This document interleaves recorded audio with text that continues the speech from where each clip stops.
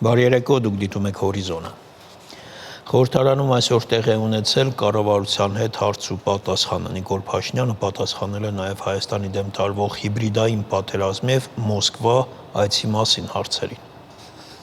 Պարոն վարչապետ, Հայաստանի դեմ արդեն տևական ժամանակ է մղվում է հիբրիդային պատերազմ, որը կամ դրա տեղեկատվական բաղադրիչը վերջին շաբաթներին սրվում է գնալով եւ սա բնականon է, որովհետեւ ընտրական ցիկլ է եւ այն երկրների փորձառությունը, որոնք եւս թիրախավորված են եղել, սա է մեզ հուշում, որ նախընտրական շրջանում տարվա ընթացքում այս պատերազմները սրվում են։ Հարցս հետեւյալն է. այսօրվա անսահմանափակ տեղեկատվական հորձանուտում ըստ ձեզ ինչն է, որ Հայաստանի քաղաքացին պիտի նկատի, ինչն է, որ Հայաստանի քաղաքացին պիտի պահի իր ուշադրության կենտրոնում։ Շնորհակալ եմ Տիկին Գրիգորյան հարցի համար, ես միշտ եղել եմ եւ շարունակում եմ մնալ եւ կլինեմ այն համոզմանը, որ ինչ որ պետք է որ նկատի Հայաստանի քաղաքացին կնկատի։ Այստեղ մենք պետք է ավելի շատ նաև մեր անելիքների մասին խոսենք, իսկ ես գոնե իմ անելիքը տեսնում եմ Հայաստանի քաղաքացիների հետ շփումները հնարավորինս ուղիղ եւ չմիջնորդավորված ունենալը եւ պետք է ասեմ, որ ընդ որում դա երբեք չի ընդհատվել։ Ես եթե հետահայաց նայենք վերջին տարիներին, կտեսնենք, որ ամեն տարի կան պնդումներ, որ կառավարությունը եւ քաղաքական մեծամասնությունը պատրաստվում է արտահերթ խորհրդարանական ընտրությունների։ Դա ինչի է դա կապված եղել այդ պնդումը, որովհետեւ եւ ես եւ մեր մյուս գործընկերները շատ ակտիվ մարզային հանդիպումներ են ունենում, ուղիղ շփումներ են ունենում քաղաքացիների հետ, իսկ արդեն ծանոթ ձեռագիր է նա, որ եթե դու պաշտոնյան անմիջական մոտ տարածությունից քաղաքացի տեսնում է, ուրեմն դա ուղիղ ապացույցն է նրան, որ կառավարությունը կամ քաղաքական մեծամասնությունը պատրաստվում է արտահերթ ընտրությունների։ Իսկ մենք ինչպես եւ նախկինում չենք պատրաստվում արտահերթ ընտրությունների, մենք զբաղված ենք մեր ամենօրյա աշխատանքով եւ քաղաքացիների հետ շփումը դրա շատ կարևոր մասն է։ Հարցս ուղղում եմ ձեզ, պարոն վարչապետ, այն կապված է մայիսի 9-ին Մոսկվա նախատեսվող այցի հետ, մասնակցությունը կապված է ֆաշիզմի դեմ տարված հաղթանակի առթիվ է եւ իհարկե մենք չենք կարող չգնահատել Հայաստանի եւ հայ ժողովրդի ավանդը այս հաղթանակում, բայց քանի որ տարատեսակ մեկնաբանություններ կան, որոնց վստահ եմ դուք եք ծանոթ, մասնավորապես օրինակ արդյոք այս այցը կամ նման միջոցառումներին մասնակցելը չեն վնասի մեր հարաբերությունները արևմուտքի հետ եւ այլն, կխնդրեի ձեր մեկնաբանությունները այս հարցի շուրջ։ Նախ ուզում եմ հաստատել, որ ես մասնակցելու եմ, որովհետեւ կարծում եմ պիտի որ հայտնի լիներ կամ եթե հայտնի չի եղել, ես ընդունել եմ Ռուսաստանի Դաշնության նախագահի հրավերը մասնակցելու միջոցառումներին։ Երկրորդ մասով ուզում եմ ասել, որ մենք հրապարակային ենք արտահայտել, որ մենք բալանսավորված եւ բալանսավորման արտաքին քաղաքականություն ենք որդեգրել եւ այդ քաղաքականության մեջ չի մտնում ամենևին, որ մենք մեի ուղղությամբ մեր հարաբերությունները կառուցելու ենք ի հաշիվ մեր այլ հարաբերությունների կամ առավել եւս այդ քաղաքականության տրամաբանության մեջ երբեք չի եղել, որ մենք Ռուսաստանի Դաշնություն այցեր չենք ունենալու եւ Ռուսաստանի Դաշնության հետ հարաբերությունները չենք զարգացնելու եւ չենք խորացնելու։ Ինձ համար ճիշտն ասած այդքան էլ հասկանալի չեն այդ մեկնաբանությունները, որովհետեւ բացի իհարկե միջոցառումը շատ կարեւոր է, նաեւ երկրորդ աշխարհամարտում տարած հաղթանակի համատեքստում, բայց նաեւ այդ հանդիպումներում քննարկվում են հարցեր, այդ թվում երկկողմորակարգի հարցեր, տարբեր հարցեր եւ նման առիթները բաց թողելը այնքան էլ ճիշտ չի լինի եւ առավել եւս ես չեմ կարծում,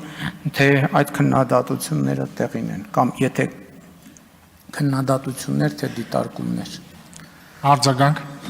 Պարոն վարչապետ, արդյոք կան արդեն պլանավորված երկկողմ կամ այլ հանդիպումներ այդ այցի շրջանակներում։ Դե գիտեք, միջոցառումը ավելի շատ նվիրված է լինելու մայիսի 9-ին, այսինքն նկատի ունեմ դա ինչ որ առումով ֆորմալ գագաթնաժողով չէ, որ շփումներ կլինեն, բայց որքանով այդ շփումները կֆորմալացվեն, վստահ չեմ, որովհետև շատ խիտ գրաֆիկ է եւ այդ խիտ գրաֆիկի պայմաններում ենք աշխատելու, բայց որ շփումներ կլինեն, կարծում եմ ակնհայտ է։ Հունաստան կատարած աշխատանքային այցի շրջանակներում պաշտպանության նախարար Սուրեն Պապիկյանը հանդիպել է Կիպրոսի պաշտպանության նախարար Վասիլիս Պալմասի հետ, քննարկվել են պաշտպանության բնագավառում Հայաստան-Կիպրոս համագործակցությանը վերաբերող հարցեր։ Նախարարները անդրադարձել են նաև տարածաշրջանային եւ միջազգային անվտանգությանը առնչվող հարցերի։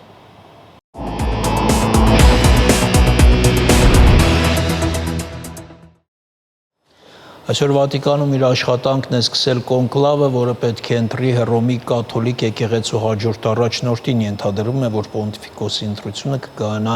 մի քանի փուլով, շարունակենք Արտյոմ Մերկանյանի հետ, նախ Արտյոմ հիշեցնենք ընթացակարգ այս ընտրությունների։ Այսօր առավոտյան կարդինալների կոլեգիայի անդամները նախ հանդիսավոր պատարագ անցկացրեցին Վատիկանի Սուրբ Պետրոսի տաճարում, այնուհետ արդեն ցերեկը Սիքստինյան կապելայում տեղի ունեցավ այդ հանդիսավոր երթման արարողությունը, կարդինալները խոստացան գաղտնի պահել այն ամենը, ինչ կապված է ընտրությունների հետ։ Ընդհանրապես Հռոմի կաթոլիկ եկեղեցում կա 250 կարդինալ, բայց ընտրություններին մասնակցելու իրավունք ունեն միայն այն կարդինալները, ովքեր 80 տարեկանից ավելի տարեց են։ Հետաքրքիր է, որովհետև Պապ ընտրվելու իրավունք ունի ցանկացած մեկը եւ տարիքը այստեղ նշանակություն չունի, բայց ընտրողների համար կարեւոր է, որ լինի տարեց։ Եվ Երևանի ժամանակով ժամը 16:30-ին սկսվեց ընտրությունների առաջին փուլը։ Ըստ ավանդույթի առաջին օրը միայն մի փուլ է ընտրությունների լինում, իսկ հաջորդ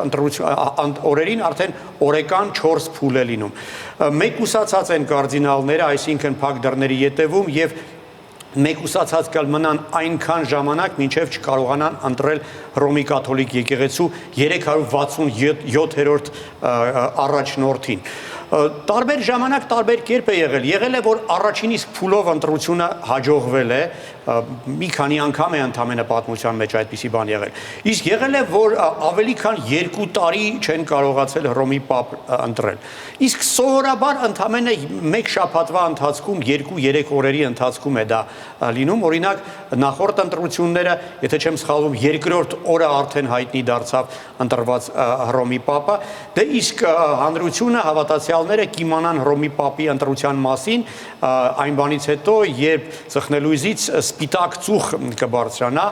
վառում են ուրեմն այդ քվեաթերթիկները կապված նրանից ընտրվել է Հռոմի Պապը թե ոչ, կամ սև ծուխ է կամ սպիտակ, ոնց հասկանում եմ այսօրվա ծուխը սև էր, դա նշանակում է, որ ընտրությունները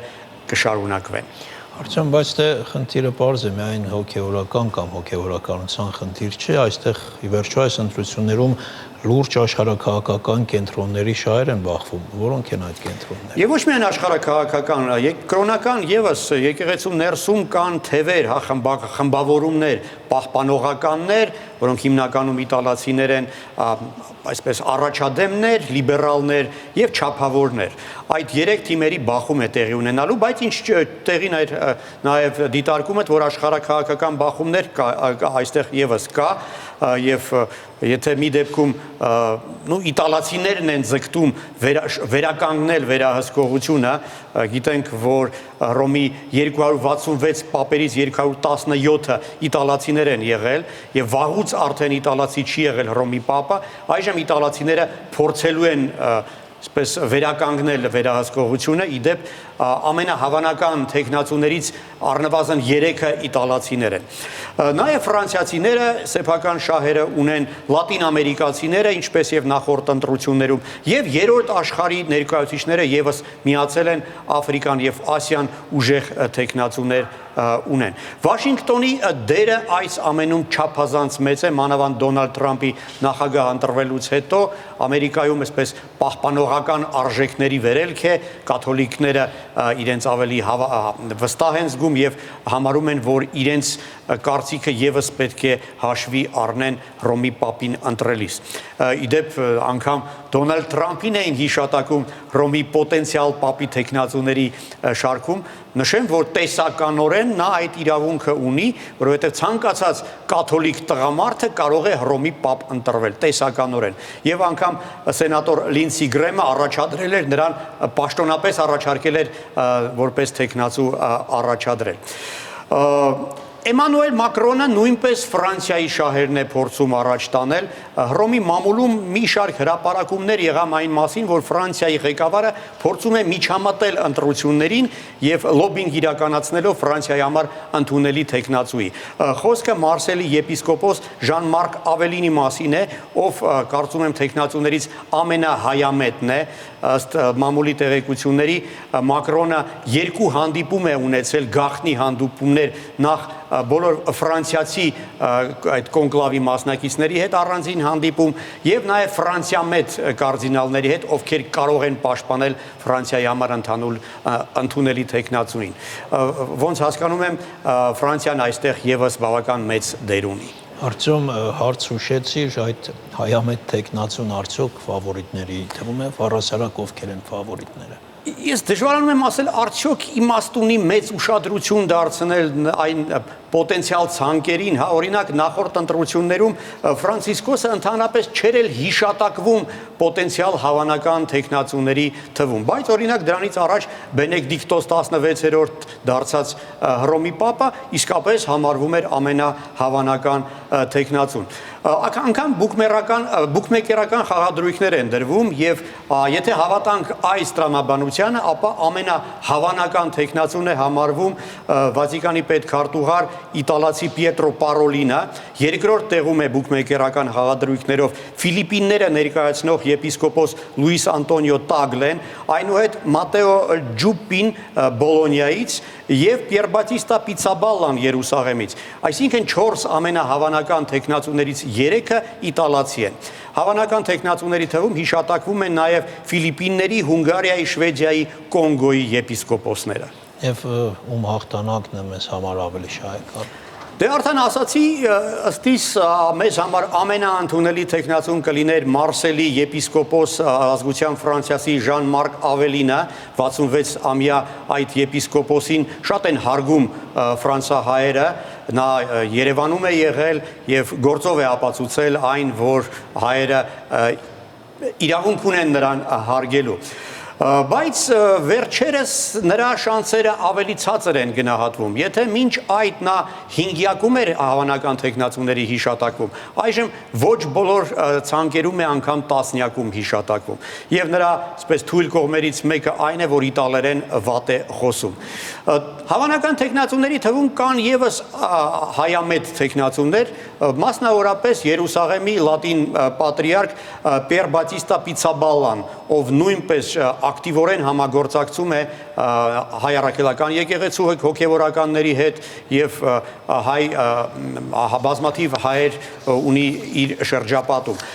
Բուկմեկերները նրա ընտրվելու շանսերը 11% են գնահատում, ինչը բավական բարձր է։ Իսկ նրա բացասական կողմերից մեկը այն է, որ նա երիտասարդ է, ընդամենը 60 տարեկան է։ Դե իսկ ամենամեծ շանսերը ընտրվելու ունի Վատիկանի պետքարտուղար Պիետրո Պարոլինը, ով ավելի շատ ադրբեջանցիների հույսն է, քանի որ Իլհամ Ալիևը նրա հետ ակտիվորեն համագործակցում է, լինելով Վատիկանի գլխավոր գործող դեմքը աշխարհաքաղաքական պրոցեսներում, հենց նա է արտոնել բոլոր այն պրոադրբեջանական նախաձեռնությունները, որոնք վերջերս մեզ վշտեցնում են, բուկմեկերները նրա շանսերը 29% են գնահատում։ Շնորհակալություն Արտյոմ։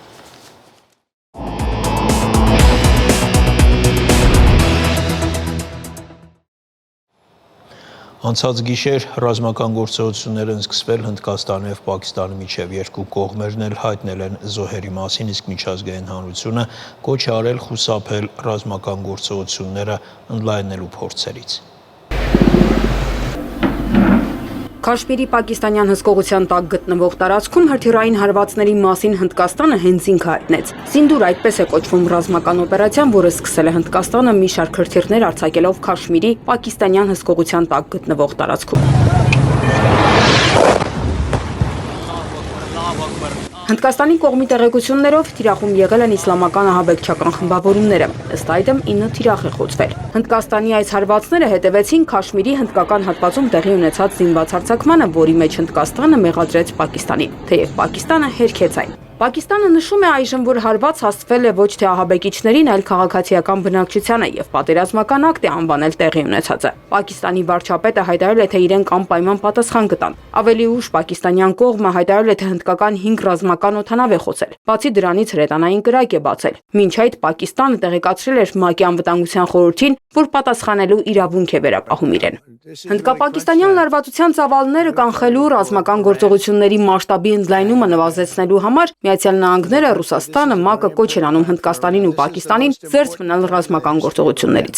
Իրանը առավել ակտիվ դերակատարում է ստանձնել եւ միջնորդելու պատրաստակամություն հայտնել։ Մասնավորապես Իրանի արտաքին գործերի նախարար Սայեդ Աբբաս Արաղչին այսօր Հնդկաստան է մեկնում։ Նախագահի եւ արտաքին գործերի նախարարի հետ քննարկելու ստեղծված իրավիճակը։ Այս շաբաթ նա արդեն եղել էր Պակիստանում, հանդիպելով այս երկրի բարձրագույն պաշտոնյաների հետ։ Ճիշտ է, ըստ պաշտոնական հաղորդագրությունների հիմնականում Պակիստան-Իրան հարաբերություններն էին քննարկվել, սակայն հնդկապակիստանյան լարվածությանը եւս անդրադարձ է եղել։ BBC-ի վերլուծաբանը նկատել է, որ այն, որ Հնդկաստանը կարող է ռազմական գործողություններ իրականացնել, սպասելի էր, բայց մասնագետներին ավելի շատ զարմացրել է Պակիստանի ուղղությամբ հրթիռային հարվածների ինտենսիվությունը։ Պակիստանը սպառնում է պատասխանել, բայց ամեն ինչ կախված է Հնդկաստանի ռեակցիայից։ Ըստ վերլուծաբանի երկու կողմերն էլ ցանկանում են ցույց տալ, որ վճռական են տրամադրված, եւ միաժամանակ մտածում են, որ կարող են ռազմական գործողությունները հսկողության տակ պահել, սակայն բուն գործողությունները կարող են անկանխատեսելի ընթացք ունենալ։ Քրիստիան Լագուլյան, Հորիզոն։ Ավարտվեց Հորիզոնի այս թողարկումը, կարճ դադարից հետո եթերը կշարունակի հեռանկարը։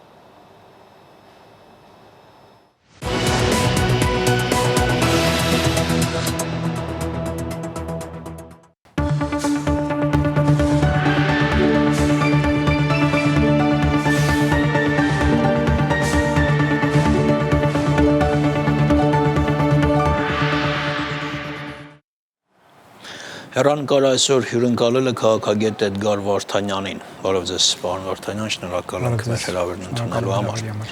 Սկսենք վերջին օրերի ամենաշատ քննարկված թեմայից, մեկնելու է վարչապետը Մոսկվա, թե ոչ, թեև այսօր հարցպատասխանի ժամանակ հաստատեց վարչապետը, որ մեկնելու է Մոսկվա եւ մասնակցելու է տոնակատարություններին։ Փորձագիտական շրջանակներում միանշանակ կարծիք չկա, մի մասը պնդում է, հիմնավորումներ ներկայացնում, որ չպետք է մեկնի, մյուս մասը հակառակը։ Ձեր կարծիքը։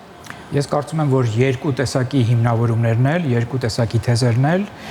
հիմնավոր են ու փաստարկված են եւ շատ դժվար է ասել, թե որ փաստարկները ավելի ծանրակշիռ են։ Շատ բարդ ընտրություն է։ Երկուսն էլ ռիսկեր են պարունակում։ Խոսենք այդ ռիսկերի մասին։ Նախ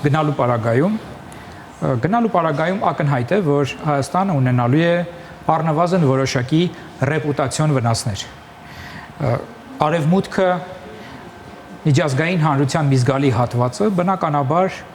որևէ կերպով չէր ցանկանա, որ դեպի Եվրամիություն գնացող պետության ղեկավարը մասնակցի նման շքերթին։ Հասկանալի է, որ Ռուսաստանը այսօր արևմուտքի կողմից դիտարկվում է որպես խիստ ավտորիտար ագրեսիվ պետություն, որի գործողությունները շատ նման են այն գործողություններին, որոնք ժամանակին հենց երկրորդ համաշխարհային պատերազմի ժամանակ իրականացնում էր օրինակ Ադոլֆ Հիտլերը կամ Բենիտո Մուսոլինին եւ այլն, նույնիսկ նման համեմատություններ են արվում, բայց մյուս կողմից էլ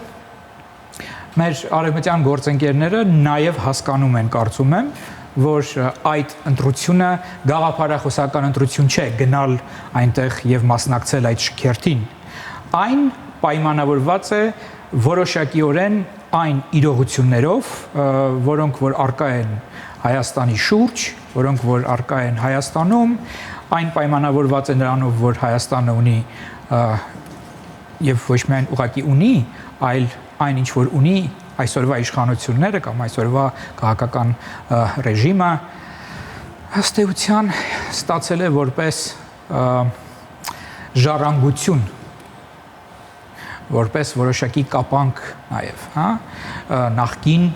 իշխանություններից, նախկին ռեժիմի ներկայացուցիչներից եւ գտնվում է փաստորեն Ռուսաստանից կախման մեջ եւ Հայաստանը ունի անվտանգության ապահովման խնդիր եւ Հայաստանը այսօր փորձում է գնալ եվրոինտեգրացիայի ճանապարհով, բայց միևնույն ժամանակ այնպես անել, որ այդ ամեն ինչի արդյունքում Ռուսաստանից եկող հարվածները Հայաստանի նկատմամբ չուժգնանան։ Մյուս կողմից էլ ներողություն երկրորդ բանն էլ ասեմ, հա, իսկ եթե ինչպես արդեն նշվեց, հա, փաստարկները իսկապես բավականին ուժեղ է երկու կողմին, եթե չի գնում ենթադրենք, հա, վարչապետը նման միջոցառման, հնարավոր է, որ դա բավականին այսպես լուրջ կերպով կարող է հարվածել Ռուսաստանի այսօրվա վերնախավի, այսպես ասած, էմոցիոնալ դաշտի վրա, այն առումով, որ նրանք սա դիտարկեն որպես հակառուսական քայլ, որ, չգիտեմ, Հայաստանը միանում է այն աշխարհին, որը Ռուսաստանին, այսպես ասած, մարտահրավեր է նետել, պատերազմ է հայտարարել, եւ դա կարող է որոշակի խիստ էմոցիոնալ արձագանքներ բերի եւ դա կարող է հանգեցնել օրինակ նրան, որ Ռուսաստանը ոչ ռացիոնալ, էմոցիոնալ, բայց այնուամենայնիվ սկսի որոշակի ավելի կտրուկ քայլեր անել, որոնք կարող են վնասել Հայաստանին, օրինակ կարող է, չգիտեմ, գազի գինը կտրուկ բարձրացնել, ասել, որ մեր բոլոր ապրանքները թունավոր են եւ այլն, եւ դա կարող է բերել, ասենք, որոշակի ճգնաժամ։ Երկու քարի արանքում ենք, չէ՞։ Այո, իսկապես շատ բարդ է իրավիճակը։ Եվրամիության հանգամանք ուզում եմ մի քիչ ավելի այստեղ հասկանալի վերլուծենք։ Տեսեք, Եվրամիությունը մի կողմից շատ խիստ է վերաբերում, ես ուզում եմ նաև կայակալասի այդ հայտնի հայտարարությունը մեջ բերեմ, Եվրամիությունը լուրջ է վերաբերվում այսի 9-ի տոնակատարություններին, Մոսկվա կատարվող այցելություններին, դրանք հետևանքներ կունենան։ Եվրամիությունը պահանջում է, որ բոլոր տեխնացու երկրները չմասնակցեն հաղթանակի 80-ամյակին Մոսկվայում, եւ մենք այդ մասին հստակ ասել ենք նրանց։ Հիմա տեսեք, Հայաստանը դեռ տեխնացու չէ, բայց հավակնում է, որ ինչ-որ ժամանակ հետո, եթե ամեն ինչ բարեհաջող դասավորվի, կդառնա տեխնացու։ Մյուս կողմից մենք ունենք փաստ, որ Եվրամիության անդամ երկրի ղեկավարն է մեկնում Մոսկվա, խոսքը Սլովակիայի վարչապետ Ֆիցոյի մասին է։ Այո, ուրեմն նախ երկրորդ տարբերակը, երբ որ Եվրամիության անդամ երկրի ղեկավար է գնում, սա արդեն որոշակիորեն գաղափարախոսական կողմնորոշում է, սա աշխարհաքաղաքական որոշ չափով կողմնորոշման մասին է խոսում։ Մենք գիտենք, որ այդ երկրի ղեկավարը ինչ տեսակի հայացքներ ունի, մենք գիտենք, որ այդ երկրի ղեկավարը շատ հաճախ քննադատում է, խիստ քննադատության է ենթարկում ընդհանուր առմամբ Արևմուտքին, Բրյուսելին, հա, Եվրամիությանը եւ սիմպաթիաները, այսպես ասած, հայտնում եվրասիական աշխարհին, կոնկրետ Ռուսաստանի նկատմամբ։ Տեսեք, Հունգարիայի նախագահը այդքան ձեր ասած սիմպաթիան, համակրանք ունի Ռուսաստանի հանդեպ, բայց չի մեկնում։ Այո, հնարավոր է, որ նա այսպես հաշվարկել է, որ դա այսպես ասած կարող է ավելի սրել իր նկատմամբ քննադատությունը, որովհետև մենք գիտենք, որ շատ լուրջ կերպով են քննադատում Հունգարիային եւ նաեւ հարց է դրվում ընդհանրապես արդյոք Հունգարիան պետք է այսօր։ Ես ուզում եմ ասել, որ տեսեք Եվրամիության ներսում էլ հակասություններ կան։ Եթե Եվրամիությունը ասում է մի գնացեք, բայց իր ներսի անդամը գնում է, այստեղ մի տեսակ արդեն մտածելու բան կա։ Ճիշտ է, բայց իր երկրի անդամը գնում է, դա իսկապես, ինչպես նշեցի, աշխարհաքաղաքական ընտրության արդյունք է, այսինքն այս դեպքում ինքը ոչ թե ասում է, որ այ գիտեք ինչ, ես գնում եմ, որովհետև Ռուսաստանը կվնասի ինձ, այդպես չի ասում։ Ճիշտ է, մենք էլ պաշտոնական մակարդակով այդպիսի բան չենք ասել, բայց տեսեք, Հայաստանի Հանրապետության իշխանությունները երկրորդ դեմքը, հա, 3 առաջի օրը Ալեն Սիմոնյանը հայտարարեց, որ Ռուսաստանը հիբրիդային պատերազմ է վարում Հայաստանի նկատմամբ։ Ես դա էլ եմ ուզում հարցնել։ Տեսեք, մեր երկրի վարչապետը մեկնում է այն երկիր, որին մեր երկրի խորհրդարանի նախագահը մեղադրել է Հայաստանի հանդեպ հիբրիդային պատերազմ վարելու մեջ, ինչքանով է սա տրամաբանական, անհասկանալի։ Սա միայն կարող է բացատրվել հետևյալ հանգամանքով, որ Հայաստանի Հանրապետությունը գնում է այնտեղ, Հայաստանի Հանրապետության ղեկավարը գնում է այնտեղ, որպիսի հնարավորինս չեզոքացնի կամ քչացնի, պակասեցնի այդ հիբրիդային հարձակումները Հայաստանի նկատմամբ, մյուս կողմից էլ այնպես չանի, որ հանկարծ էլ ավելի ուժգին հարվածներ լինեն։ Ես իհարկե չեմ կարծում, որ երկարաժամկետ կտրվածքով դա կարող է ինչ-որ բան լուծել, քո գնալ կամ չգնալը։ Միևնույն է, Կրեմլը որևէ կերպով չի կարող այսպես համակերպվել այն գաղափարի հետ, որ Հայաստանում տեղի ունեցավ այսպիսի իշխանափոխություն, հեղափոխություն, դեմոկրատական ուրեմն բարեփոխումներ եւ Հայաստանը ընդունեց օրենք, որով ասում է, որ ես ուզում եմ գնալ դեպի Եվրամիության անդամ գնալու ճանապարհով եւ սկսում եմ գնալը այդ ճանապարհով, բայց կարճաժամկետ կտրվածքով կարող է, ասենք, օրինակ, սա որոշակի դրական էֆեկտ ալեն առումով, որ զսպի կարճաժամկետ, արագ, կործանիչ միգուցե շատ առումներով, հա, հարձակումները։ Միայն սրանով կարող է սա բացատրվել կլինի, եթե մենք ինչ-որ այսպես շոշափելի արդյունքով հետ վերադառնանք։ Այո, եթե առնվազն իսկապես չեզոքացնենք, քչացնենք այդ հարվածները։ Հենց այդպես էլ պատասխանում էր, որ նախ եւ առաջ, եթե խոսքը երկրորդ համաշխարհայինում տարած հաղթանակի մասին է, նշվել է հազար ու մի տեղ, որ Հայաստանը հսկայական մեծ ներդրում է ունեցել այդ հաղթանակի գործում, բայց նաև սա առիթ է արտակ է, որպեսզի երկում հանդիպումներ տեղ ունենան, բայց երբ հարցրեցին վարչապետին կոնկրետ հանդիպումների մասին, հստակ ոչինչ ծրագրված չէ, կլինեն հանդիպումներ, բայց օրինակ ամենա այսպես սպասելի հանդիպումը կլիներ Ալիևի հետ, բայց այդ մասին հերքվել է տեղեկատվություն չկա։ Ես այնուամենայնիվ կարծում եմ, որ այդ պարզաբանումները, դրանք բնականաբար դիվանագիտական, այսպես, հա, պարզաբանումներ են։ Այո, նաև առիթից եթե արդեն իսկ դու գնում ես, բնականաբար ինչ որ օգուտներ քաղելու նպատակ պետք է ունենաս, բայց ես համոզված եմ, որ եթե չլիներ այն հիմնական պատճառը, որ ես մատնանշեցի, այսինքն եթե չլինեին այդ հիբրիդային հարձակումները, վտանգ չլիներ Ռուսաստանից, Հայաստանի Հանրապետության ղեկավարությունը որևէ պատճառաբանություն չէր կարող ունենալ գնալ մասնակցել նման միջոցառմանը, նման երկրում։ Եվ կարծում եմ, որ այս ամենի ընկալումը կա իհարկե Եվրոպայում, բայց մյուս կողմից էլ ես նշեցի, որ ռեպուտացիոն սա իհարկե ռիսկեր պարունակում է, այն առումով, որ գիտեք ինչ, շատ քչերն են, որ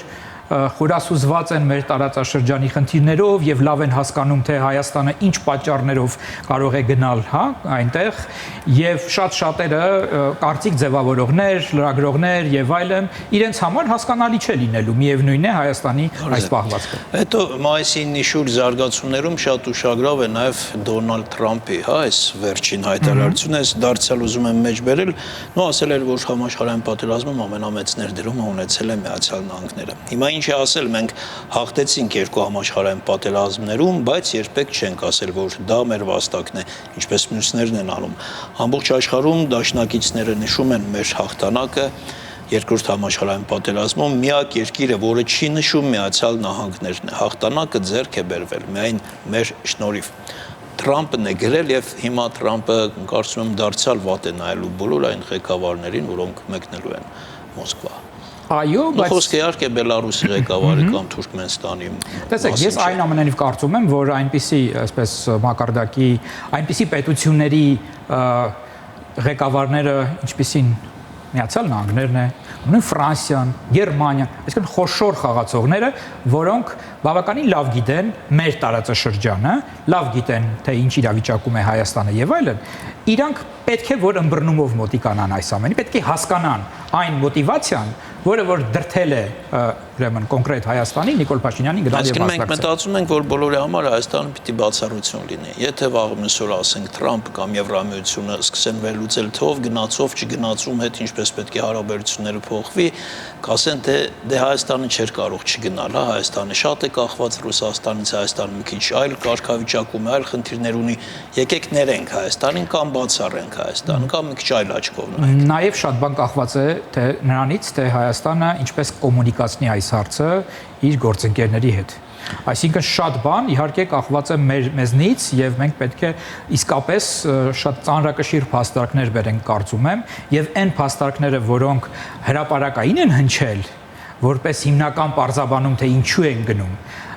դրանք այսպես ասած փակ ֆորմատով չեն կարող համոզիչ լինել եւ կարծում եմ որ այն փաստարկը պետք է առաջ քաշվի, որի ես ներկայացրեցի եւ ակնհայտ է նաեւ որ հրապարակային դաշտում բնականաբար Հայաստանի Հանրապետության ղեկավարությունը չի կարող այդ փաստարկը հնչեցնել, հա, դա հասկանալի չի լինի։ Պարզ է։ Լավ, որպեսզի այս ենթաթեման ավարտենք, փորձենք այսպես ամփոփել վերջին նժարների վերադնել։ Ամեն դեպքում փաստ է, որ Փաշինյանը արդեն ասել է, որ մեկնելու է։ Բայց փաստ չէ, որ կմեկնի իդեպ, սա էլ փաստ է, որ ասել է, հիմա եթե չմեկնի, դա որովհետև մենք օրինակ արդեն кейս ունենք, կարծում եմ դա էլ ինչ որ խաղարկված սցենար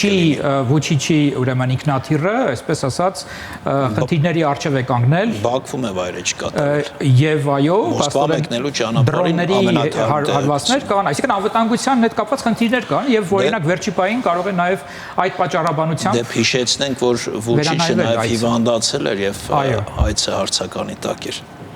Հասկանալի է։ Հիմա ես ուզում եմ հարցնել ի վերջո ավելի շատ կշահի, թե կտուժի ըստ ձեզ Հայաստանը։ $1 միլիոն հարց է սա։ Շատ բարդ է սրան պատասխանել, իսկապես եմ ասում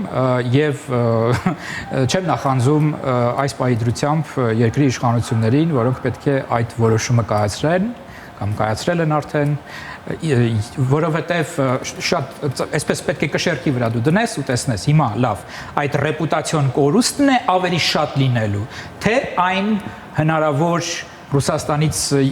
ուրեմն մեր նկատմամբ հարձակումները, որոնք կարող են լինել չգնալու դեպքում, բարդ է սա ասելը, որովհետև հաշվարկ այնուամենայնիվ այն է, որ ավելի շատ կլինի, ինչու է գնում, չէ, որովհետև հաշվարկել են, որ երևի գտել են, որ ավելի շատ այսպես կորուստ կլինի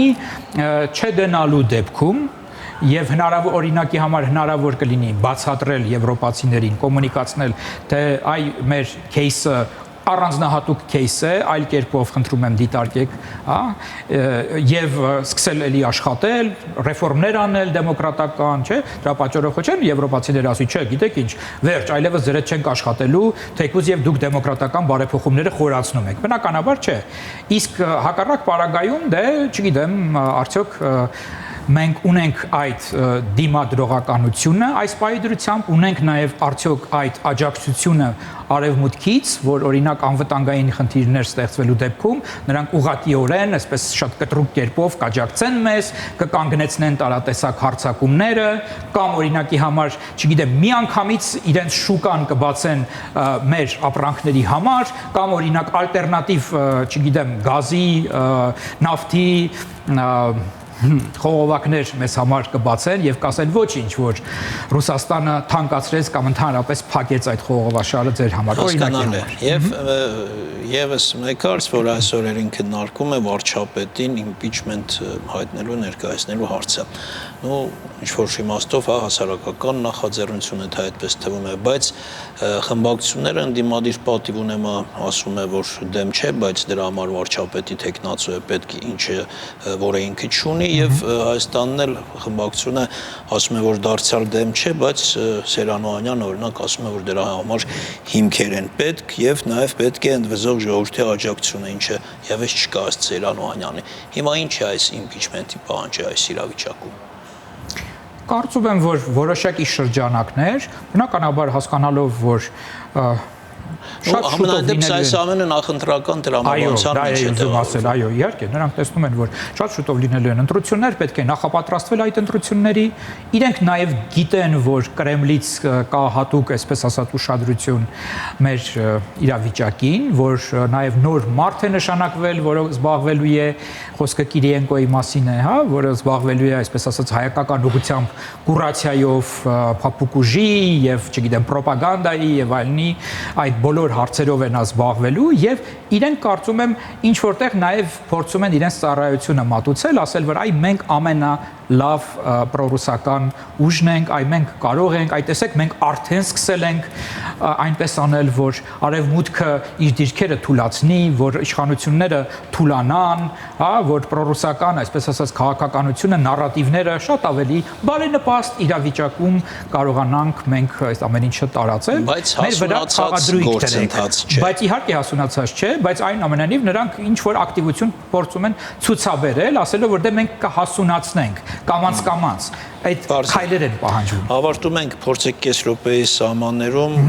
սահմաններին կարծես թե հիմա այսպես նորից հարաբերական խաղ է, ապա տեղեկատվություն չկա, կրակոցներ չկան, Ալիևի ծրագրերում, պլաններում ինչ որ բան է փոխվել։ Գիտեք, ես կարծում եմ, որ այնուամենայնիվ ակնհայտ էր, որ միջազգային հանրությունն ընդհանուր առմամբ արևմուտքը եւ այս դեպքում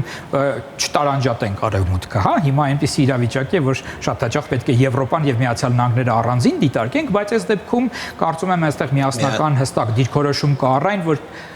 չի կարելի թույլ տալ որևէ էսկալացիա եւ որ արևմուտքը միջազգային հանրություն ընդհանուր առմամբ տեսնում է, որ Հայաստանը չի գնում որևէ էսկալացիայի, ուստի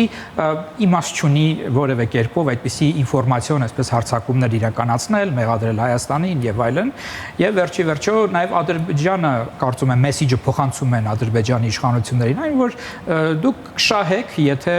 իրավիճակը գնա այն հունով, որ վերջի շրջանում գնում է, այսինքն ավելի այսպես դեպի դեէսկալացիա, դեպի խաղաղություն եւ այլն։ Ուղղակի Ադրբեջանը կարծում եմ, որ այսօր մտածում է, որ ինքը դեռ չի ստացել միջազգային եւ առաջի հերթին հենց միջազգային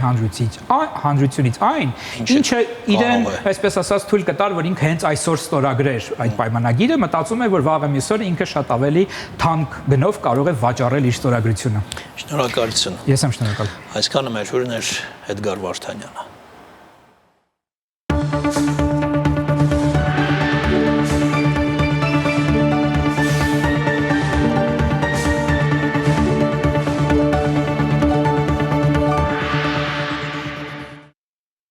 Մեկ տարի է ինչ Հայաստանի մի քանի մարզերում գործարկված է ֆիքսված կապե հեռուստատեսության նոր հարթակ, որը բաժանորդներին տալիս է մի շարք հնարավորություններ։ Դիտեք մեր այսօրվա վերջին տեսանյութը։